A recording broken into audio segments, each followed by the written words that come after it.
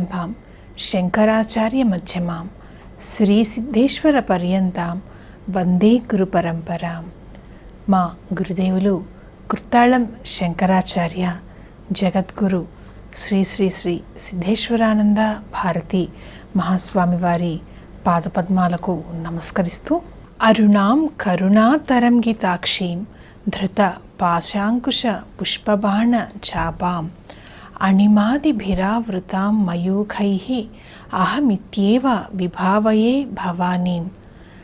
జగన్మాత అయినటువంటి ఆ లలిత త్రిపుర సుందరి అమ్మవారి పాదపద్మాలకు ప్రణమిలుతూ, అమ్మవారి అనుగ్రహం అందరి మీద వర్షించాలని కోరుకుంటూ, అమ్మవారి గురించి చెబుతూ, మహా కైలాస నిలయ మృణాల మృదుదోర్లత మహనీయ దయామూర్తి మహాసామ్రాజ్యశాలిని అని చెప్పారు. మహా కైలాసంలో ఉండేటువంటి దేవత, కైలాస ప్రస్తారంలో బిందువులో ఉండేటువంటి దేవత, ఆమె తామర తూడులోని దారాల వలె మృదులైనటువంటి బాహువులు కలిగినటువంటి సౌందర్య స్వరూపిణి, శ్రీచక్ర స్వరూపిణి. అటువంటి దేవత గురించి చెబుతూ మహనీయ అని చెప్పారు. అంటే గొప్ప పూజ్యురాలు. సమస్త దేవతలు కూడాను అమ్మవారిని పూజిస్తారట, ఆమె పాదాలని ఆశ్రయిస్తారట. భండాసురుడి సంహారం జరిగినప్పుడు కూడాను సమస్త దేవతలందరూ కూడాను అమ్మవారి మంత్రాన్ని పురస్చరణ చేశారు, అమ్మవారి కోసం ఉపాసన చేశారు, ఆమె కోసం హోమం చేశారు. ఆ చిదగ్నికుండం ఏదైతే చెప్పబడ్డదో అందులో దేవతలందరూ కూడా ఆ మహనీయురాలు లలితాదేవి ఆ బ్రహ్మాండంలో నుండి ఈ బ్రహ్మాండంలోకి రావాలి, ఉదయించాలి, వచ్చి భండాసురుని చంపాలి అని చెప్పి తమ శరీర భాగాలను కూడా ముక్కలుగా కోసి ఆహుతులుగా వేశారు. చివరికి తామే ఆ హోమకుండంలోకి దూకేశారు. అమ్మవారు వచ్చింది, అనుగ్రహించింది. సమస్త దేవతలకు కూడా పూజనీయురాలు కాబట్టి అమ్మవారిని మహనీయ అని చెప్తారట. ఆమెను శివుడు కూడా పూజించి ఉపాసించాడు అని మనకు కనిపిస్తోంది. అంతటి మహనీయ స్వరూపురాలు, గొప్ప పూజ్యురాలైనటువంటి దేవత. అంతేకాదు మహత్తరమైనటువంటి శక్తి స్వరూపిణి కాబట్టి అమ్మవారిని మహనీయ అని చెప్పారట. ఆమెకున్నటువంటి మహత్తరమైనటువంటి శక్తి మామూలుగా దేవతలందరూ కూడా శక్తిమంతులే, వాళ్ళందరికీ కూడాను శక్తిని అనుగ్రహించేటువంటి మహత్తర శక్తి స్వరూపిణి అమ్మవారు. ఆ శక్తి లేకపోతే శివుడు కూడా లేడు అని శంకరాచార్యుల వారు మనకి సౌందర్య లహరిలో చెప్పారు. అటువంటి మహత్తర శక్తి స్వరూపిణి కాబట్టి ఆ మహనీయురాల్ని దేవతలందరూ పూజిస్తారు, అర్చిస్తారు.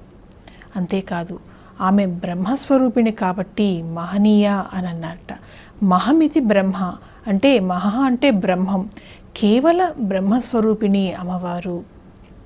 ఆ నిర్వికార నిర్గుణమైనటువంటి చైతన్య స్థితి ఏదైతే ఉన్నదో ఆ నిత్య చైతన్య స్వరూపిణి అమ్మవారు. కాబట్టే అమ్మవారిని బ్రహ్మస్వరూపిణిగా భావించి మహనీయ అని చెప్పారు. ఈ నామాన్ని కనుక ఉపాసించాలి అనుకుంటే మంత్రంగా పంచ ప్రణవాలతోటి ఓం ఐం హ్రీం శ్రీం క్లీం మహనీయాయై నమః అని ఉపాసించవచ్చు.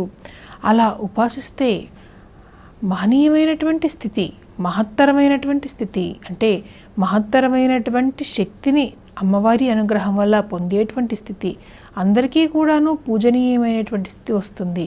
అంతేకాదు మహనీయ అని అమ్మవారిని కేవల బ్రహ్మస్వరూపిణిగా భావించి ఈ నామాన్ని ఉపాసిస్తే అమ్మవారు ఆ బ్రహ్మస్థితి పొందేటట్లుగా అనుగ్రహిస్తుంది, ఆ మహనీయ స్థితికి చేరుకునేటట్లుగా చేస్తుంది. అటువంటి దేవత గురించి చెబుతూ దయామూర్తి అని చెప్పారు. దయే స్వరూపంగా కలిగినటువంటి దేవత అమ్మవారు. చాలా దయతోటి, కరుణతోటి, వాత్సల్యంతో ఉంటుందిట అమ్మ. ఆవిడ ఏది అడిగితే, ఏది కోరితే అది ఇస్తుంది. అంత దయ ఉంది కాబట్టే భండాసురుని చంపటం కోసం దేవతలు ప్రార్థిస్తే అన్ని బ్రహ్మాండాలను దాటి ఈ బ్రహ్మాండంలోకి వచ్చింది మణిద్వీపం నుండి అమ్మవారు. భక్తుల్ని త్వరగా అనుగ్రహిస్తుందిట, త్వరగా కోరినటువంటి కోరికలను ఇస్తుందిట. దయ ఉండాలి, దయతో ప్రవర్తించాలి. ఏ మనిషి అయినా సరే అమ్మవారే అంత దయతో ఉంటుంది భక్తుల పట్ల, ఆమెను ఆదర్శంగా తీసుకోవాలి. మనం కూడా దయతోటి కరుణతోటి ఇతరుల పట్ల ప్రవర్తించాలి.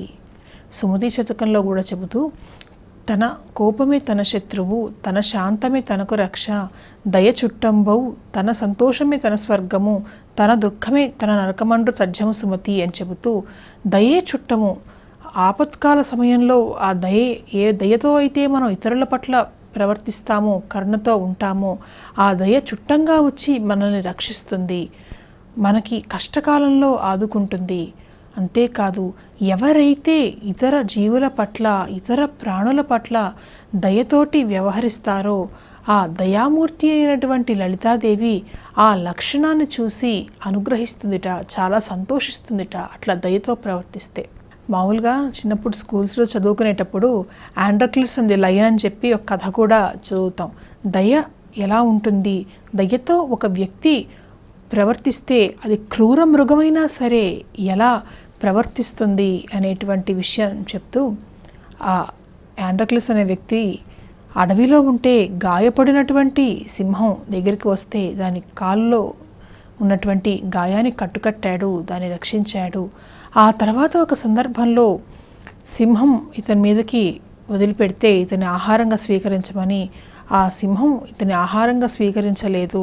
ఏ రోజైతే ఆ సింహం గాయానికి కట్టుకట్టాడో ఆ రోజును గుర్తు తెచ్చుకొని ఆ సింహంలో కూడా మార్పు వచ్చి ఇతన్ని చంపకుండా వదిలిపెట్టింది, ఇతనితో స్నేహంగా మెలిగింది అని ఆ కథలో మనకు కనిపిస్తుంది. అంటే దయతోటి ప్రవర్తిస్తే ఎటువంటి వాళ్ళలో అయినా సరే మార్పును తీసుకురావచ్చు.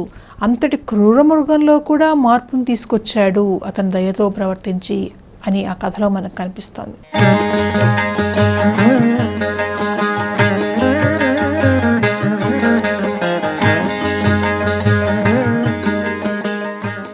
అమ్మవారు ఎంతటి దయాస్వరూపిణి అంటే, మనం గనక దేవీ భాగవతం చదివినా అమ్మవారు రాక్షస సంహారం చేసేటప్పుడు ఏం జరుగుతుందనేది గమనించినా ప్రతి రాక్షసుడికి కూడాను అమ్మవారు ఒక అవకాశం ఇస్తున్నది.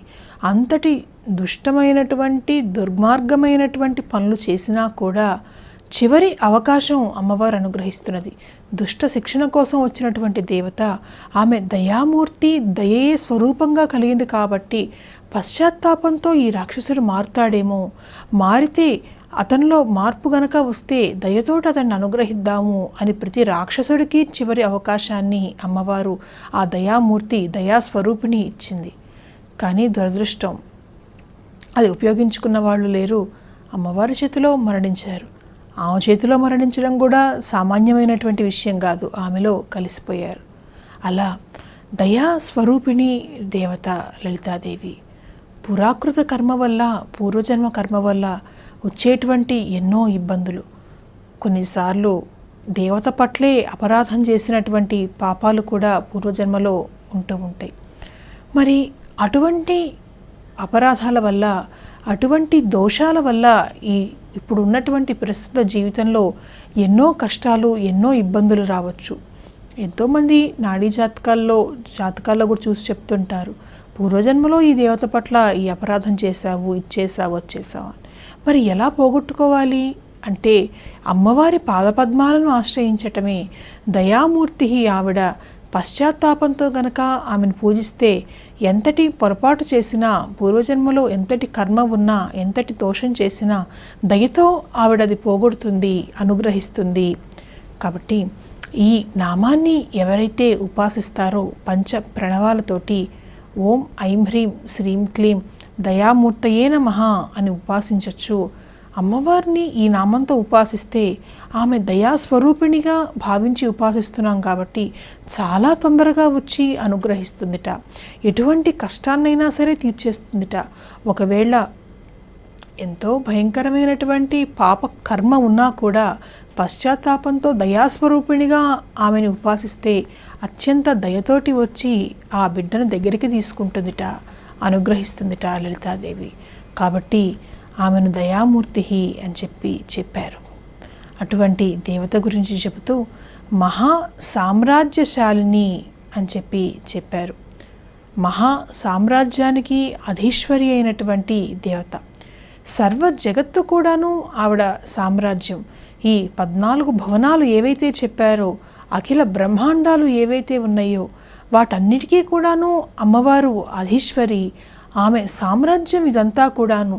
సమస్తమైనటువంటి దేవతలు, మనుషులు, ప్రాణులు అందరూ కూడాను ఆమె సామ్రాజ్యంలో ఉన్నారు. అందుకే ఆమెను మహాసామ్రాజ్యశాలిని అని చెప్పారు. అధికారం అంతా ఆవిడదే. ఆవిడ భర్తగా ఉంటాడు కామేశ్వరుడు. భర్తని గౌరవిస్తుంది అమ్మవారు. ఆయన వస్తే ఎదురు వెళ్ళి తీసుకుని వస్తుంది. సింహాసనం మీద ఆ శ్రీమత్ సింహాసనేశ్వరి, ఆ సింహాసనాన్ని అధిష్ఠించి ఉంటుంది లలితాదేవి. భర్త వచ్చినప్పుడు తన పక్కన కూర్చొనిస్తుంది, దాని గురించి కాదు, భర్తను భర్తగా గౌరవిస్తుంది ఆవిడ. అయితే కామేశ్వరుడికి కూడా అధికారం లేదుట ఈ మహాసామ్రాజ్యం మీద. అధికారం మొత్తం అమ్మవారిదేట. ఆమె తన సామ్రాజ్యంలో దేవతలని, త్రిమూర్తులను రకరకాల పదవుల్లో ఆమె నియమించిందిట. ఆమె అధికారాలను ఇచ్చిందిట, ఆమె శక్తిని ఇచ్చిందిట. అటువంటి సమస్త ప్రపంచాలను, సమస్త బ్రహ్మాండాలను కూడా శాసించేటువంటి శక్తి, పరిపాలించేటువంటి శక్తి స్వరూపిణి అమ్మవారు. కాబట్టి ఆమెను మహాసామ్రాజ్యశాలిని అని అన్నారు. ఈ నామాన్ని గనక మంత్రంగా చేయాలి అని అనుకుంటే పంచ ప్రణవాలతోటి ఓం ఐం హ్రీం శ్రీం క్లీం మహా సామ్రాజ్యశాలిన్యైన మహా అని ఉపాసించవచ్చు.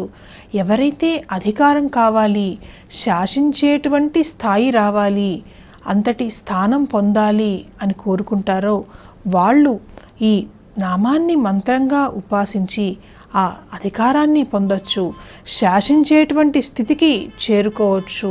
రాజకీయ అభివృద్ధి చెందాలన్నా కూడా ఈ నామాన్ని మంత్రంగా చేసి ఆ ఫలితాన్ని పొందొచ్చు.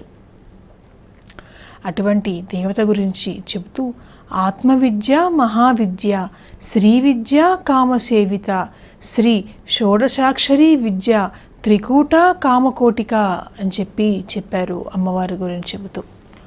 ఆత్మవిద్య, ఆత్మజ్ఞాన స్వరూపిణి అమ్మవారు. అందుకే అమ్మవారిని ఆత్మవిద్య అని అన్నారు. అంతటి ఆత్మవిద్య స్వరూపిణి, ఆత్మజ్ఞాన స్వరూపిణి అయినటువంటి అమ్మవారిని ఎవరైతే ఉపాసిస్తారో వాళ్లకు అమ్మవారు ఆత్మ జ్ఞానాన్ని అనుగ్రహిస్తుంది, ఆత్మ సాక్షాత్కారం పొందేటట్లుగా చేస్తుంది, మోక్షాన్నిచ్చి అనుగ్రహిస్తుందిట. ఆత్మ విద్యాచాదేవి త్వం విముక్తి ఫలదాయిని, విముక్తిని కలిగిస్తుంది. ఉన్నటువంటి పాప పుణ్యాల నుండి, కర్మల నుండి విముక్తిని కలిగిస్తుంది. ఎప్పుడైతే కర్మ నుండి విముక్తి కలిగిందో ముక్తి, మోక్షం లభిస్తుంది. కాబట్టి ఈ నామాన్ని మంత్రంగా చేస్తే అమ్మవారు ఆత్మవిద్యా స్వరూపిణిగా, ఆత్మ జ్ఞాన స్వరూపురాలుగా ఆ ఆత్మ జ్ఞానాన్ని అనుగ్రహిస్తుంది, ఆత్మ సాక్షాత్కారాన్ని అనుగ్రహిస్తుంది. ఛాందోగ్యోపనిషత్తులో కూడా చెబుతూ ఉపకోసులకి అగ్ని మొదలైనటువంటి వాళ్ళు ఆత్మ సాక్షాత్కారం కావాలి, ఆత్మ జ్ఞానం కావాలి అంటే ఆత్మ విద్యను అందించారు.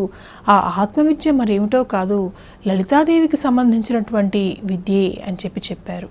అంతేకాదు ఆత్మ అష్టాక్షరి మంత్ర స్వరూపురాలుగా అమ్మవారి గురించి చెప్పారు. ఆ అష్టాక్షరి మంత్రం ఏదైతే ఉన్నదో ఆ మంత్ర స్వరూపిణి అమ్మవారు. ఆ నామాన్ని మంత్రంగా చేస్తే ఆత్మ అష్టాక్షరి మంత్రం కూడా త్వరగా సిద్ధిస్తుందిట.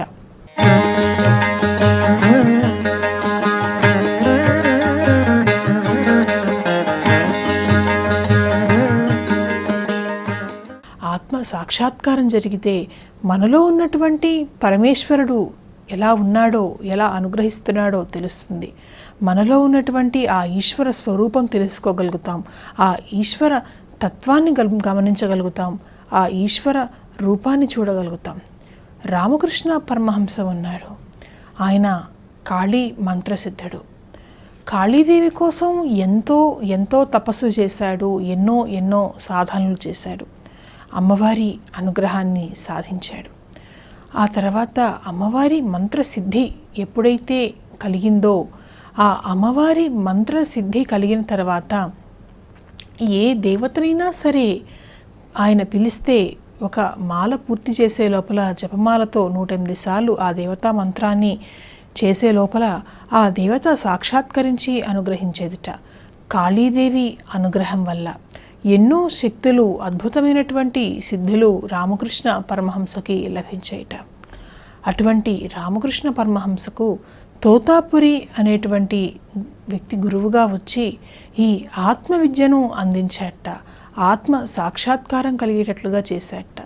అంటే ఆ పరబ్రహ్మ చైతన్య స్థితిలో ఉన్నట్ట రామకృష్ణ పరమహంస. ఎలా? కాళీదేవి ఇచ్చినటువంటి అనుగ్రహం వల్ల త్వరగా చేరుకున్నట్ట. తోతాపురి రామకృష్ణ పరమహంసను ఒక కుటీరంలోకి తీసుకువెళ్ళి ఆ బ్రహ్మ విద్య స్వరూపాన్ని, తత్వాన్ని తెలిసేటట్టుగా చేశాట. చేస్తే ఆ తర్వాత రామకృష్ణ పరమహంస ధ్యానంలోకి వెళ్ళాట. ధ్యానంలోకి వెళ్తే కంటి ముందు కాళీదేవి కనిపిస్తున్నది, ఆమె రూపం ఆయన కళ్ళ ముందు గోచరిస్తున్నది.